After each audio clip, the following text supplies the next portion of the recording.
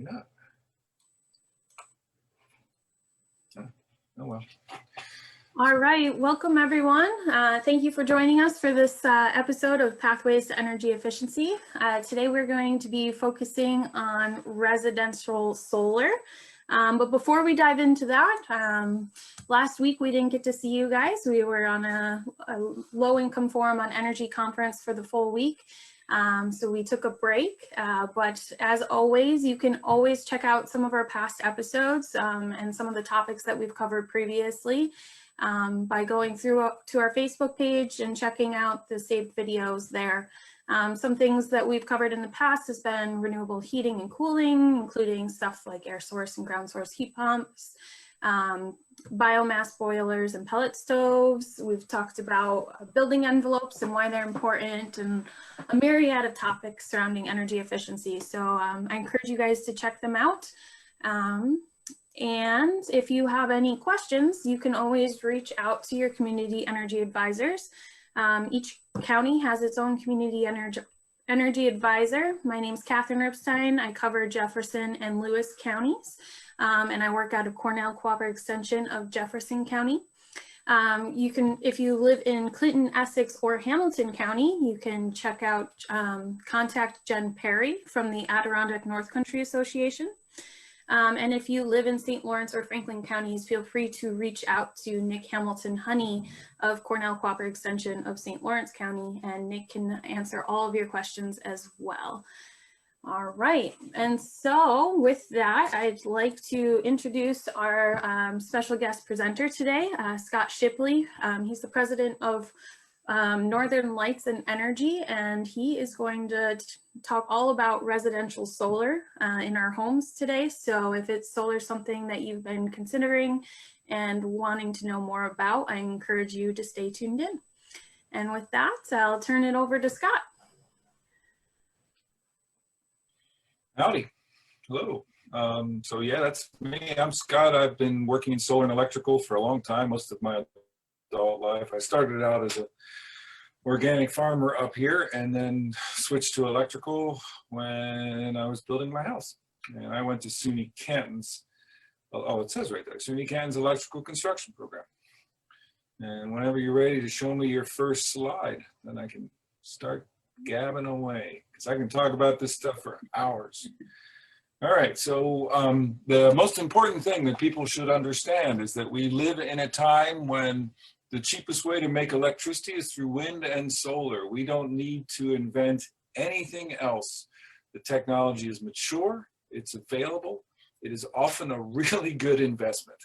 And so, and I don't mean that just from a residential, put it on your house, I mean that in solar farm, I mean that everywhere. So that's why massive solar farms and solar is going in all over the world. So we live in this amazing time when it is actually cheaper to make energy, to drive a car, to heat your home using renewable energy than it is to do fossil fuels, which is an amazing step forward. I've been, in this a long time, and it used to have to beg and cajole people to do this because it was good for the environment, which it very much is, but we now live in a time when it is also a good financial decision. And so for the most part, and so we don't have to invent anything else. We will, of course, because we're really good at inventing stuff and creating new stuff. And so it will only get cheaper and better as we go forward. But from a couple of years ago, really, the prices of solar dropped so much that it became competitive with other things, which is, the coal industry has gone down because of competition, largely from natural gas. With fracking, natural gas prices dropped out, and now the solar is cheaper than natural gas. We will start to see the natural gas, and are starting to see the natural gas industry collapse and the oil industry collapse. This photo that you're looking at is from a home in Colton that these folks, they clearly put solar on their home. We put the solar on their home, and that's a Tesla if you don't recognize it. So they're able to power their home and power their car. This house is being rehabbed. So this is their retirement home that they are slowly rehabbing and moving into. My house, I saw one of your earlier topics is net zero home. My home is net zero. This home is net zero. And net zero used to mean, and still does for a lot of folks, that you generate all your energy on site to heat your home, to run your lights, your refrigerators, all that stuff. But it really means more than that now, because what we're looking for is a net zero life where you can power your car, basically everything you can do. If you have the space, which many people in the North Country do, you can put enough solar in to generate all the energy you use throughout your day. And that is pretty amazing that we can do that now. Can I have the next slide, please? I don't think these are in any particular order, so I'm just going to look at a slide and then talk about it. Can I have the next slide, Katie? There you go. So these are the electronics. So this is a solar system that went into, this is the same home that was in the picture before. So this is an existing older electrical system. As you can see, solar works well in any situation. One of the questions I get from people, especially when people are rehabbing or building a new home, is, do I need to do anything to get ready for solar? And the simple answer to your question is no, because solar plugs into whatever existing system you have. It is virtually plug and play. Now, and the features, in terms of the financial and the costs, benefits of it, those exist. What is happening now mostly is the increase in the availability of more features. So this system that you're looking at is a straight up solar electric system. Panels make electricity, which gets fed right into their electrical entrance panel, and then it gets used wherever it's needed, to charge the car, to light the house, to run the refrigerator, whatever. There's no, oh, I take that back. Actually, this system has one addition to it, which is the electric car charger is part of the solar electric system. If you look at the bottom there, you see a little black cable coming out of the bottom of the inverter. The inverter is the white thing to the left. Yep, that's the electric car charging cable. So they charge their Tesla directly off their solar electric system. There's some advantages to that. And so what's happening in the solar tech is, in the same way that, if you're familiar with Apple computers, if any of you use Macs and iPhones, is Apple creates an ecosystem for all its customers where basically everything talks to each other and is linked together and it's one big ecosystem. The same is true for solar, where we are moving towards a situation where that white box, which would be a different color for other companies, but for me it's white, has an electric car charger in it, has battery backup, can interface with the generator.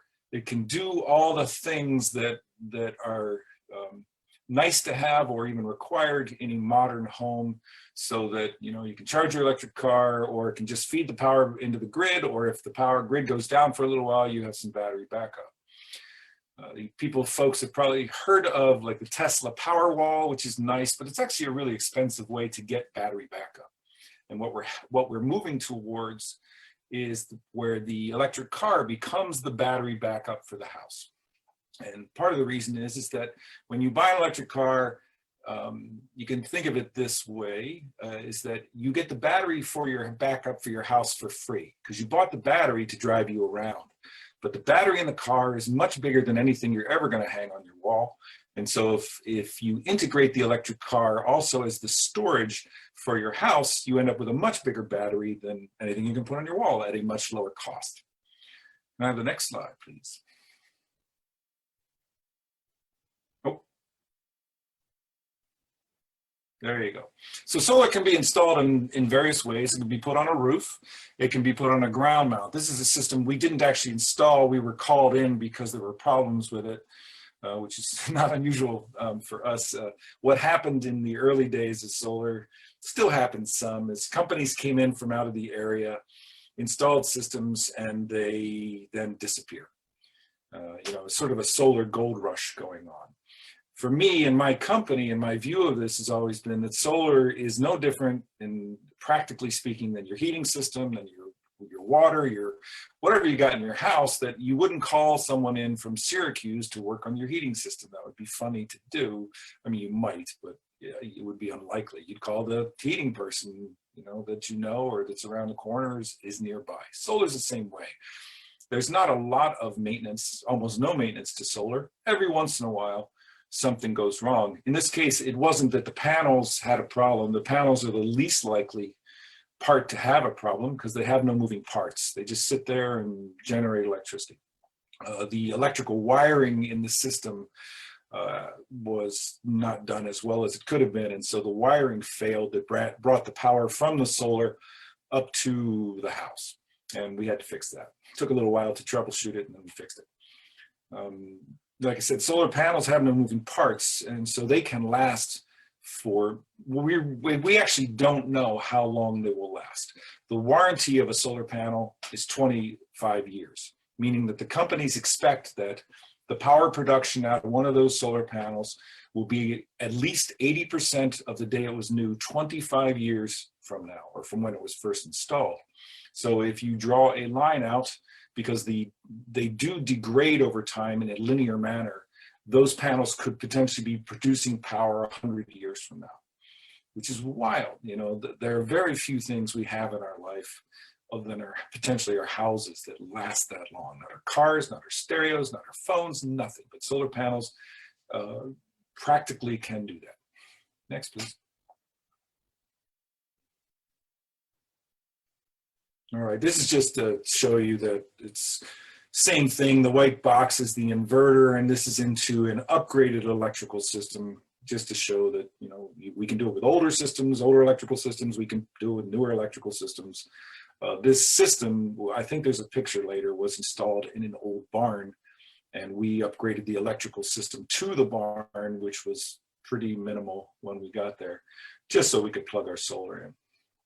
Next, please.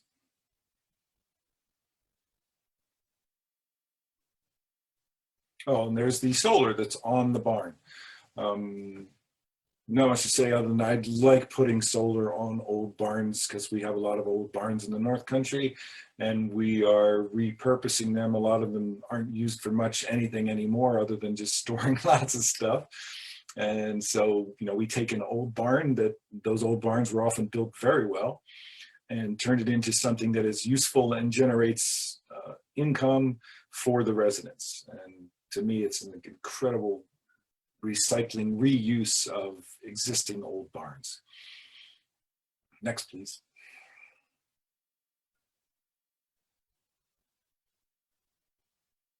All right, so this is another type of ground mount. We build sometimes wooden pole barn type ground mounts for folks. I have a picture coming up. This is the simplest form. And so we build ground mounts and then put solar on them. And then we try to make buildings and structures that are useful to people. Some ground mounts are just metal structures and you can't actually use them for anything. And so I prefer, especially in residential situations, since most people, you know, like a little shed or an outbuilding or something, and we've had people turn them into workshops and chicken coops and places to put their horses and all kinds of stuff. It just adds a lot of value to the system. Ground mounts cost more, but you get more value out of it. So it's sort of if you're thinking of building an outbuilding because you want to, whatever, someplace to put your tractor or whatever, you can orient it correctly, put the solar on the roof, and the basic structure of the ground mount like this is part of the solar, so it actually counts towards the federal tax credit. Yeah, if you look at this one, you can see back on the house, which sits back behind there, there's an earlier version of solar. These are some other folks who are working towards net zero energy. They have an electric car also, and so a big motivation for adding solar was to be able to charge the car. They're very, in their lives, they're very minimal. They use very minimal amounts of electricity, but the car adds a pretty substantial load. And so the solar now charges their car, and they drive their car and power their car for a fraction of the cost of driving a fossil fuel vehicle. Electric cars are just cheaper. We could go into that, probably don't have enough time, but the thing to keep in mind is electric cars are cheaper than fossil fuel cars, and that's what it is. Next, please. Oh, so here's the ground mount that these folks, you know, sided and made it into, to me, a pretty structure. And I think they use it as storage. They may use it as a workshop. I can't quite remember. People ask about snow in our climate. Snow from a solar panel, from the perspective of the solar panel, it doesn't care if it's covered with snow, ice, or clouds. It's all the same. Anything that reduces the sunlight that hits the panels reduces the output.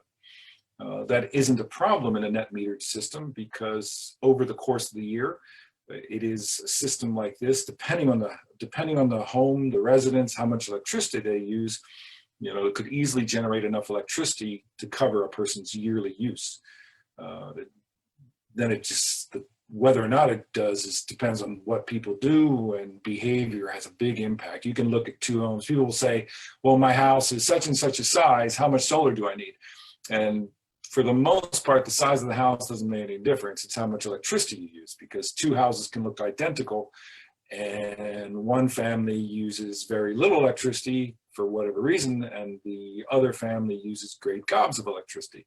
So ultimately, what we do is look at the electric bill, because National Grid is very nice. They put on the bill people's electrical usage.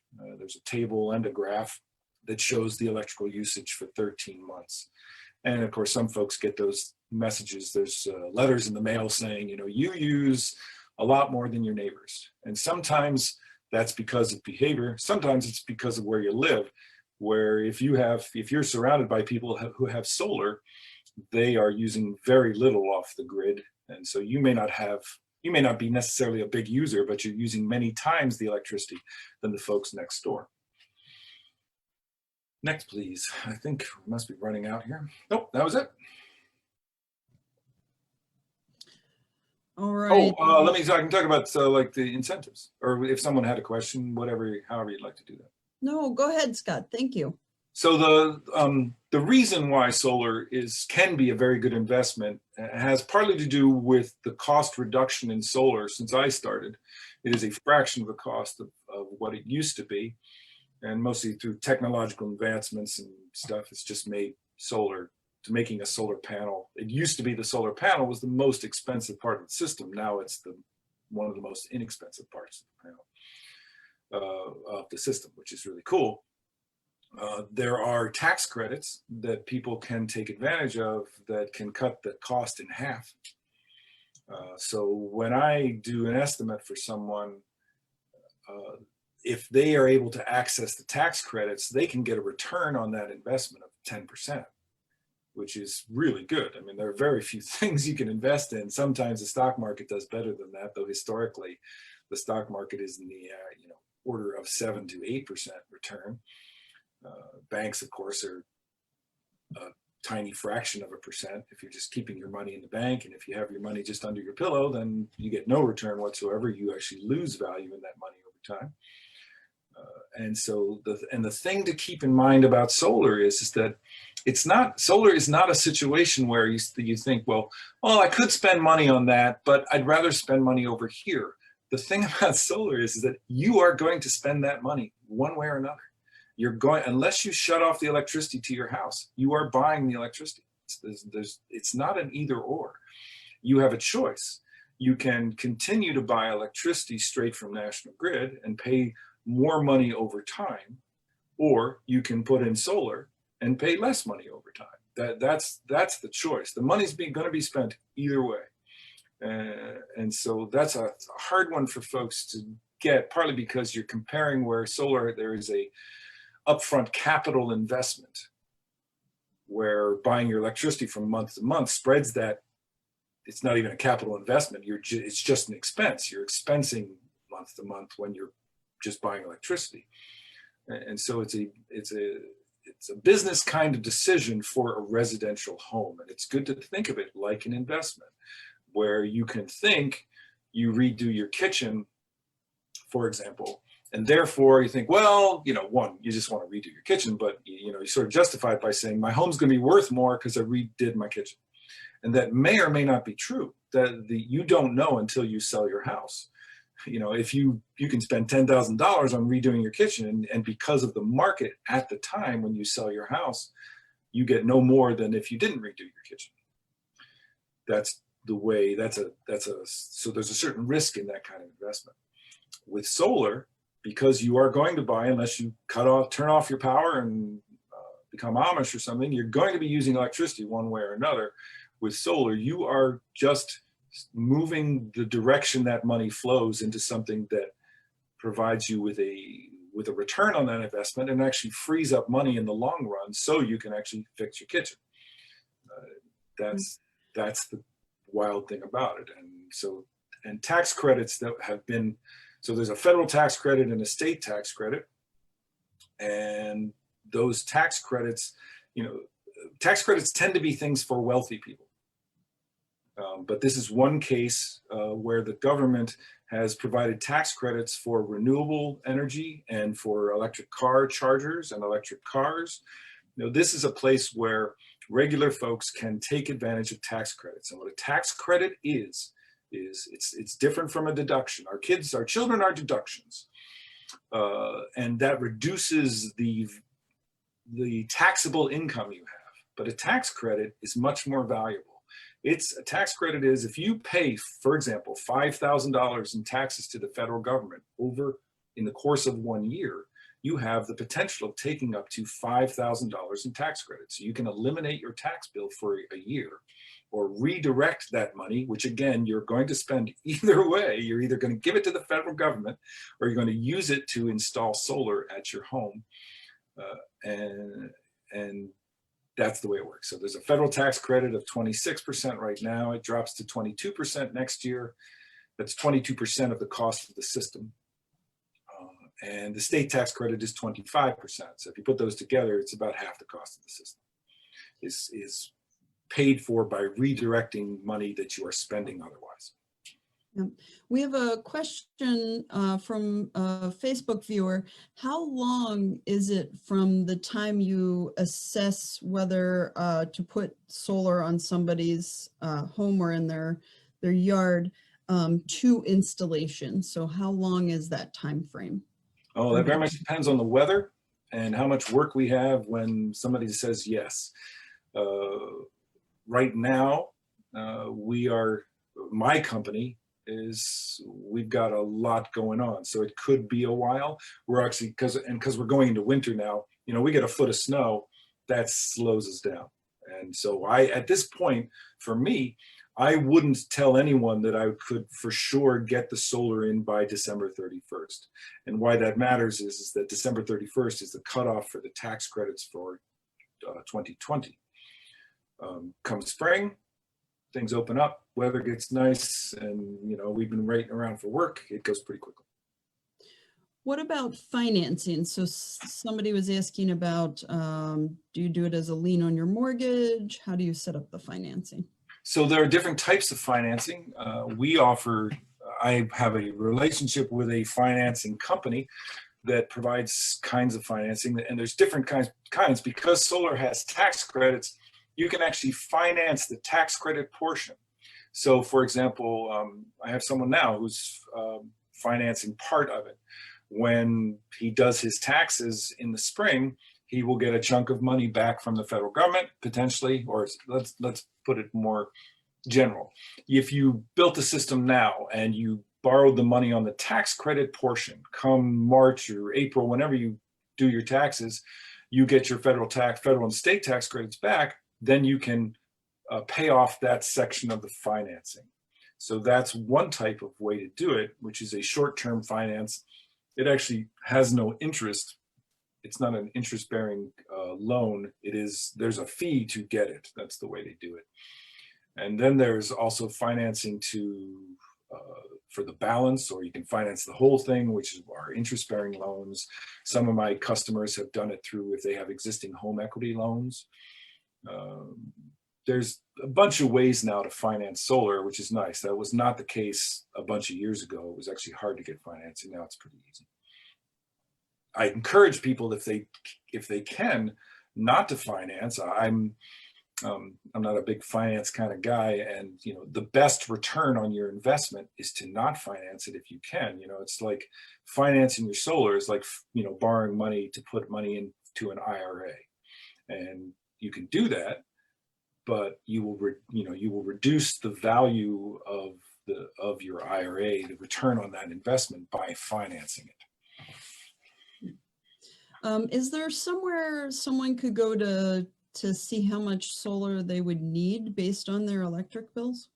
Well, I can tell you the simple math. If you add up 12 months of bills and you multiply by 1.1 in our climate, you will figure out approximately the right wattage. So if you add up and, excuse me, 1.1, I have to do the math. It's a 1.1 multiplier. Just have to make sure what I'm saying is correct. And so let's say you add up your electric bill for 12 months and you find you've used 10,000 kilowatt hours over the course of the year. You would need an 11 kW, excuse me, a 9 kW system to cover that electric use. That's rough math. In this case, it's really dividing it by 1.1 because it's our climate is such where we live, the amount of sun we get, and you can even do it easier. So let's say you add up and you find you use 5,000 kilowatt hours over the course of the year. A 5 kW system will cover your electricity plus some more. And it's not bad to put in a little bit bigger if you can afford it, because you're going to be switching things to electric. As soon as you realize that it's a deal, you will start switching more and more things to electricity. You will switch your hot water, your heating, your car, and you will quickly, be using any extra you generate. You'll want to. I mean, again, it's a financial decision. So if you can do it, do it. But of course, you don't need to go to 100%. Solar is also buildable, like the International Space Station, where you can start small and add to it over the years. That's another way to do it. Again, it's an investment. So if you can only do 20% of your coverage, that's still a really good investment. You can get so small that it becomes less of a good investment. To put 2 or 3 panels on is expensive because there's certain infrastructure that has to happen to make it all work together. But once you get to about 10 panels, which nowadays is in the order of 4 kW, 3 to 4 kW, it becomes a very good investment. And most houses can easily use 3 to 4 kW. Americans don't tend to have a problem with not using enough energy. It's quite the opposite. Of using too much. Yes, we actually talked about reducing your energy in one of our pathways to energy efficiency in the last few months. Well, yeah, efficiency is also an investment, right? So, putting in LED light bulbs, electric car, I try to make that analogy between a LED light bulb and an electric car, since you can understand that, so folks can get that, where an LED light bulb costs more than an incandescent light bulb. It just does. But if you add in the cost of the electricity of running that LED light bulb and the fact that you won't have to replace it for 10, 15, 20 years, depending on how much you use it, it's a much better investment than an incandescent light bulb. An electric car is the same way, is that it may have a higher upfront capital cost, but the cost of running it is a fraction of the cost of a fossil fuel vehicle, and the maintenance is less. And if you buy new and you can take a tax credit on it, like Volkswagen has a new electric car that just released, their ID4, that has a $7,500 tax credit associated with it. So if you can take that, it becomes a deal. The other nice thing, this is way off of solar, but they're all together. The fact is that it's easier sometimes for folks to get that these are like little separate things, and that's great. But really what we're moving towards is that all these things are put together in a home. So again, your home is an ecosystem run by renewable energy, your car's run by renewable energy, your heating system's run by renewable energy. So it's all happening together, and these are all good investments now. You can pick which one you want to start with. A car is an easy thing to replace. And we now have a used car market. Used EV car market is now developing. That was in the United States. That was sort of a missing part of the puzzle. People bought new cars, and for folks who can, like my brother, who can afford new cars, I can't afford new cars, so I buy used. So you can now find used electric cars because they've been on the market long enough now. There's a bunch of Chevy Bolts out there that are a great deal because Chevy put a bunch out for leasing, and now they're available. Yeah. Well, thank you for joining us, Scott. We are very appreciative of you talking about the residential solar. We have Pathways to Energy Efficiency coming up in November and December. Our next conversation is going to be about community hydro and then community solar. So join us starting next week. We're actually moving our time from 12:15 start time to noon. So just note that for Pathways to Energy Efficiency, starting next week, we're moving from 12:15 to noon. And again, you can contact any one of us, your community energy advisors, for questions about residential solar or other energy efficiency. Thank you for joining us.